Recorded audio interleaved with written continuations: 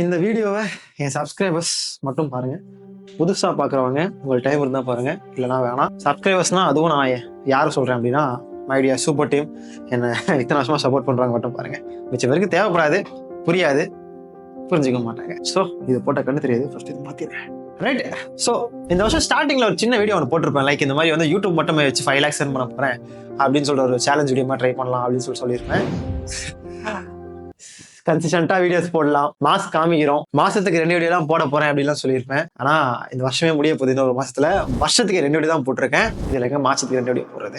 ஏன் போடல ப்ரோ, என்ன ப்ரோ ஆச்சு இத்தனை நாள் வீடியோ போடல அப்படின்னு கேட்டீங்கன்னா, பெருசாலாம் ஒன்றும் காரணம் கிடையாதுங்க. ஓவர் திங்கிங், பர்ஃபெக்ஷனிசம், ப்ரொக்ராஸ்டினேஷன், இன்னும் சிம்பிளா சொல்ல போனா சோம்பேறித்தனம், அவ்வளவுதான். ஸோ நான் நினைச்சதை செய்யல, பிளான் பண்ணதை செய்யல, உங்களுக்கு கொடுத்த வார்த்தையை பூர்த்தி செய்யல. ஐம் சாரி இவ்வளோ ஓப்பனா சொல்றதுக்கு அப்படின்னு சொல்லிட்டு, ஏன்னா நான் வாக்கு கொடுத்துட்டேன், ஆனால் அதை செய்யலை. ஸோ நான் என்ன நினச்சிட்டேன் அப்படின்னா, நீ போடுறது வீடியோஸ் தானடா, சும்மா என்டர்டைன்மெண்ட்காக தான் பார்க்க போகிறாங்க, இதில் என்ன இருக்கு, போட்டா போடு போடாதே போ அப்படின்னு சொல்லிட்டு விட்டேன். ஆனால் இந்த ஒரு வருஷத்தில் நிறைய பார்த்துட்டேன். சிம்பிளாக சொல்ல போனோம்னா வந்து லாஸ்ட் மந்த் ஒரு காலேஜ் ஈவெண்ட் கொண்டு போயிருந்தோம். ஸோ நான் வீடியோ போட்டே வந்து ஒரு 4 மாதம் இருக்கும். ஒரு வருஷமே சொல்றேனே, இந்த வருஷம் 2 தான் போட்டேன், நான் கரெக்டாக எடுத்துக்கல விடுங்களேன். ஒரு வருஷம் ஆச்சு நான் வீடியோ போட்டு, உருப்படியாக வீடியோ போட்டு. இந்த லாஸ்ட் மந்த் நான் ஒரு காலேஜுக்கு வந்து போயிருந்தேன். ஆனால் கெஸ்ட் நான் கிடையாது, ஒரு செமினாருக்கு போயிருந்தேன். எனக்கு தெரிஞ்சதான் கெஸ்ட். ஸோ அவர் கூட சும்மா போனேன். அங்கே போன உடனே ஒரு 2 பேர் பார்த்தாங்க. 200 பேர் இருந்தாங்க. 200 பேர்ல ஒரு 2 பேர் பார்த்தாங்க. ப்ரோ நீங்களா ப்ரோ, எப்படி ப்ரோ இருக்கீங்க, நல்லா இருக்கீங்களா ப்ரோ, எப்பயும் போல ஏன் ப்ரோ வீடியோ போடுறதுலன்னு கேட்டு விட்டாங்க. Okay, it's usual, pretty normal தான் எனக்கு. ஆனா ஈவெண்ட் முடிஞ்ச உடனே திடீர்னு ஒரு 50 பேர் கிட்டங்க ஒரு 15 நிமிஷம் அவங்க கூட போட்டோஸ் எடுக்கிறதுலே போச்சு. எனக்கு ஒன்றும் புரியல, என்ன எப்படி இவ்வளோ இன்னும் ஞாபகம் வச்சிருக்கீங்க, இன்னும் மறந்துட்டு இருப்பீங்கன்னு நினைச்சேன் நான். ஞாபகம் வச்சுட்டு ப்ரோ உங்க வீடியோ எல்லாம் பார்த்துருக்கேன் ப்ரோ, 10 rupees சூப்பரா இருக்கும் ப்ரோ, விஜய் மாதிரிலாம் பயங்கரமா பண்ணிங்க ப்ரோ அப்படிலாம் சொல்லிட்டு நிறைய பேர் அவங்களோட அப்ரிசியேஷன் சொல்லி அவங்களுடைய அந்த சப்போர்ட்லாம் கொடுத்தாங்க.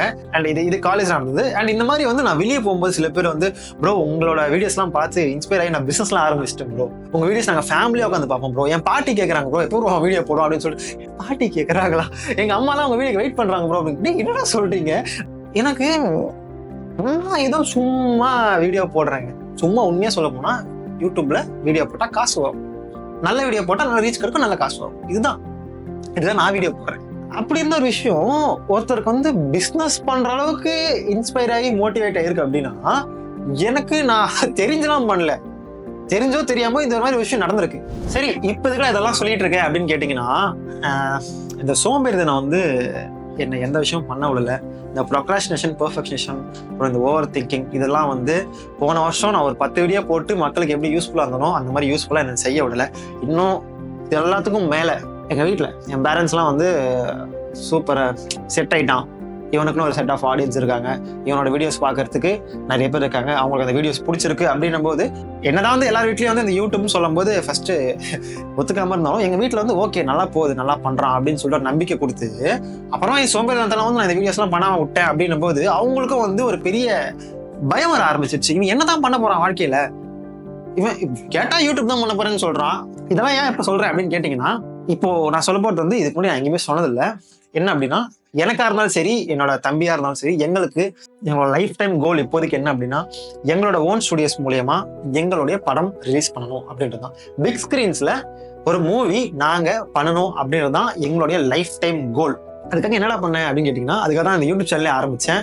ஸோ அந்த பிளான் படி தான் வந்து நான் வீடியோஸ் பண்ணால் நல்லா பண்ணணும் அப்படின்ற ஒரு ஐடியாவும் யோசிச்சேன். ஸோ எனக்கு எப்படின்னா, இவங்க வீடியோஸ் பண்ணால் நல்லா பண்ணுறான், சுரேந்திர வந்து வீடியோஸ் பண்ணால் நல்லா பண்ணுவான், ஸோ அப்போ படம் பண்ணால் நல்லா தான் இருக்கும் அப்படின்னு சொல்லிட்டு உங்களுக்கு ஒரு நம்பிக்கை வர வைக்கிறதுக்கு தான் நான் வந்து வீடியோஸ் ஆரம்பித்தேன். ஷார்ட் ஃபிலிம்ஸ்லேருந்து பழைய வீடியோஸ்லாம் இருக்குது, அதெல்லாம் ப்ரைவேட்டில் இருக்குது, அதெல்லாம் நான் அப்புறம் ரிலீஸ் பண்ணுறேன். நான் ஒரு 7-8 வருஷமாக இந்த யூடியூப் பண்ணிக்கிட்டு இருக்கேன். நான் 7-8 வருஷமாக கஷ்டப்பட்டு இப்போ ஓரளவுக்கு புரிஞ்சுக்கிட்டு இப்போ நல்லா பண்ணிக்கிட்டு இருக்க டைம்ல நான் இதை விட்டேன். To be honest, it's going very well, வேற லெவலில் போயிட்டு இருக்கேன், சேனல் நல்லா போயிட்டு இருக்கு. என் ஃப்ரெண்ட்ஸை யூடியூப் ஃப்ரெண்ட்ஸே சொல்லுவாங்க, என்னடா நீ பாட்டுன்னு வர ஒரு 3 வருஷத்துக்கு வீடியோ போடுற, உன் ஆடியன்ஸும் பார்க்குறாங்க நல்லா இருக்குன்றாங்க, அதுக்கப்புறம் காணாமல் போயிடுறேன். இந்த விஷயத்த நிறைய யூடியூபர்ஸ் பேசியிருக்க மாட்டாங்க. இது ரொம்ப இம்பார்ட்டன்ட் ஒரு விஷயம். என்ன அப்படின்னா வந்து, நான் போன வருஷம் வந்து நான் வீடியோஸ் பண்ணேன், அந்த 10 rupees சீரிஸ் பண்ணேன். அதுக்கு முன்னாடி ஆக்டர் விஜயோட டீப் ஃபேக் வீடியோலாம் பண்ணேன். ஸோ அந்த வீடியோஸ்லாம் வந்து என்னோட அக்கௌண்ட் வந்து நல்லா ரீச் கொடுத்துருச்சு. நிறைய பேர் நினைச்சிங்கன்னா ஓகே நிறைய சம்பாதிக்கிறான் அப்படின்ற மாதிரி ஒரு இது வந்துருச்சு.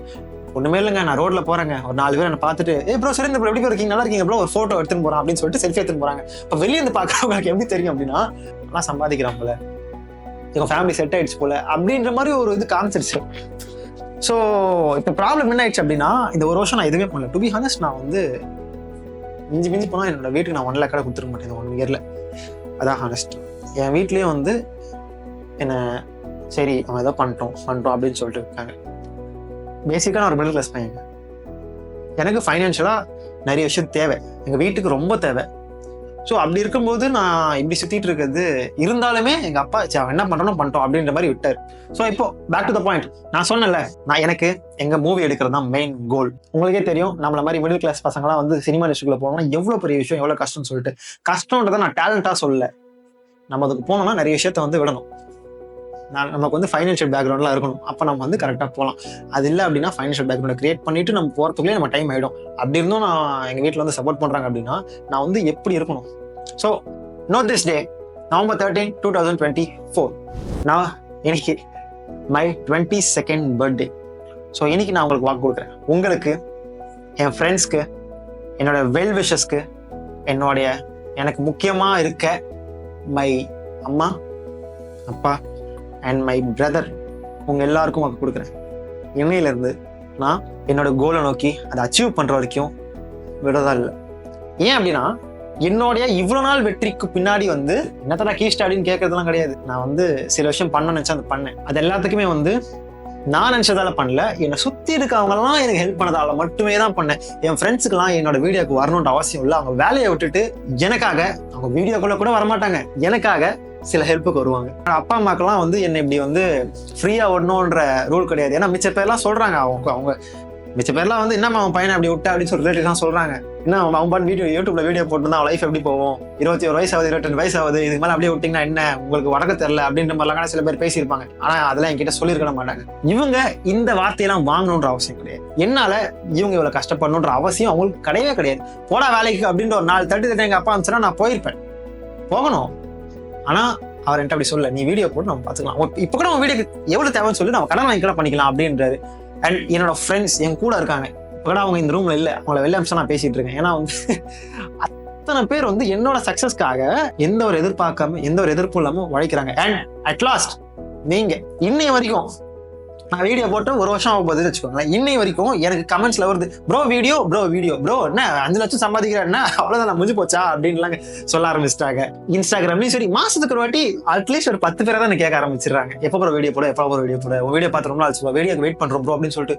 ஏன் வீடியோ வெயிட் பண்றீங்க எப்படின்ற மாதிரி ஆயிடுச்சு எனக்கு. ஏன்னா இத்தனை கிரியேட்டர்ஸ் இருக்காங்க, இவ்வளவு விஷயம் நடந்துகிட்டு இருக்கு, எவ்வளவு புது கிரியேட்டர்ஸ் வந்துட்டாங்க, இருந்தாலும் நீங்க என் வீடியோக்கு வெயிட் பண்ணணுன்ற அவசியமே கிடையாது. ஸோ என்ன, நீங்க உங்க வீட்டுல இருக்க அண்ணனாவோ தம்பியாவோ பாக்குறதுனாலதான் நீங்க இதை கேட்குறீங்க.